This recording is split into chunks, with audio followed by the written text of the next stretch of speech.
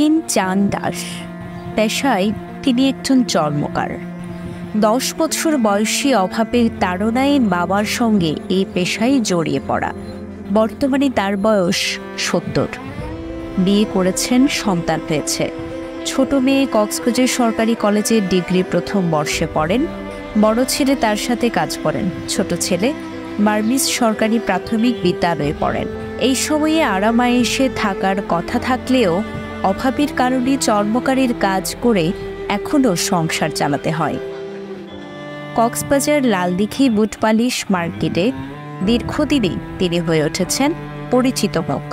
সিসিএনের সঙ্গে আলাপকালে তিনি জীবনের কিছু অংশ তুলে ধরেন। গোপীন চাঁদ দাস জানান, কাজকাম আগের মতো নাই, দিন ভালো যাচ্ছে না। দিনে 150-200 টাকা কামাই হচ্ছে, এই দিয়ে সংসার চলে না। বাজারে সব জিনিসের দাম বেশি। লবণ আনতে ঝাল ফুরায়, ঝাল কিনতে লবণ ফুরায়, কোনো মতেই চলে। মানে টানাটানির সংসার আর কি। সংসার চালাইতে এখন বর্তমান যে প্রেক্ষাপট বা যে পরিস্থিতি, এই পরিস্থিতি অনুযায়ী মধ্যে আমাদের ইনকাম নিয়ে কিন্তু চলা বড় মুশকিল। কারণ ছেলে মেয়ে লেখাপড়া, ঘর ভাড়া, দোকান তো ভাড়া নাই, এটা সরকারিভাবে আমাদেরকে নিয়োজিত করেছে আগের উন্নয়ন কর্তৃপক্ষ চেয়ারম্যানে। আমাদের কেউ ভাড়া নেয় নাই, আমাদেরকে বিনা পয়সায় বিনা ভাড়ায় আমাদের 22 জনকে 22টা দোকান দিয়েছে। তো আমরা এখন কাজের মান কমে গেছে, কাজ এখন আসে নাই এবং খুব কম। মানুষ এখন নিত্য নতুন জিনিস ব্যবহার করে, পুরাতন কাজ ব্যবহার খুব কম। যাদের বিশেষ প্রয়োজন তারা আসে। এতো সকালে এখনও কেউ বনি করে নাই, এমনও দিন যাচ্ছে। আমি সকালেতে বসে 60-70 টাকা পেয়েছি, রাখবো আমার সংসারে 1000 টাকা, কিন্তু আয় নিয়ে কিন্তু আমার সংসার চালাইতে আমি খুবই কষ্টে আছি। আমি 1977 সাল হইতে এই পেশায়, এই লালদিঘির পারে, আমাদের নিজ বাড়ি ব্রাহ্মণবাড়িয়া জেলা।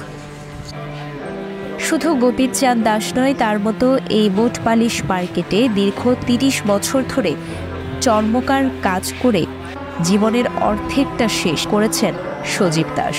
সজীব দাস বলেন, সব কিছু দাম বাড়লেও তাদের পেশার দাম বাড়েনি।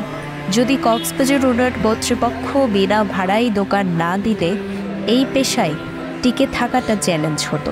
আমি 30 বছর ধরে কাজ করতেছি। আগের ইনকাম পরিমাণে এখন ইনকাম অনেক কমে গেছে, জিনিসপত্রের দাম বেড়ে গেছে, তাই সংসার চালাতে অনেক কষ্ট হয়ে যাচ্ছে। এখন সে ইনকাম হয় 500 টাকা, খরচ লাগে 600 টাকা 700 টাকা, তা আরগুলো কোথার থেকে ইনকাম হিমশিম পেয়ে যাচ্ছি। গোপীন চাঁদ দাস কিংবা সজীব দাস নয়, তাদের মতো এই বুট পালিশ মার্কেটে চর্মকাররা বলছেন, সময়ের সঙ্গে পরিবর্তন হয়েছে তাদের জীবনযাত্রার মান, আয়, ব্যয়, পারিশ্রমিক। কিন্তু আসলে কি তাদের ভাগ্যের কোনো পরিবর্তন হয়েছে? এখন এরকমই আছে যে আগে যে কাজ করে খাইতাম, এখন আমাদের কাজই করে খাইতে হইতেছে। আমাদের তো আর কেউ মানে টাকা পয়সা দিয়ে সাহায্য করে নাই। তাইলে না মনে করতাম যদি সাহায্য করতো টাকা পয়সা দিয়ে, তাইলে আমরা দেশ উন্নয়ন হয়েছে।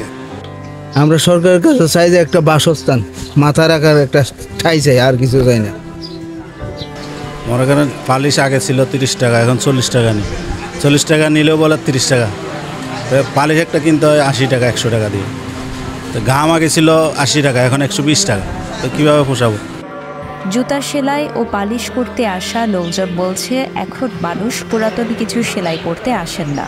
অনেকেই নিজেই নিজের ঘরে করে থাকেন, যার কারণে চর্মকারের কাজ কমে যাচ্ছে।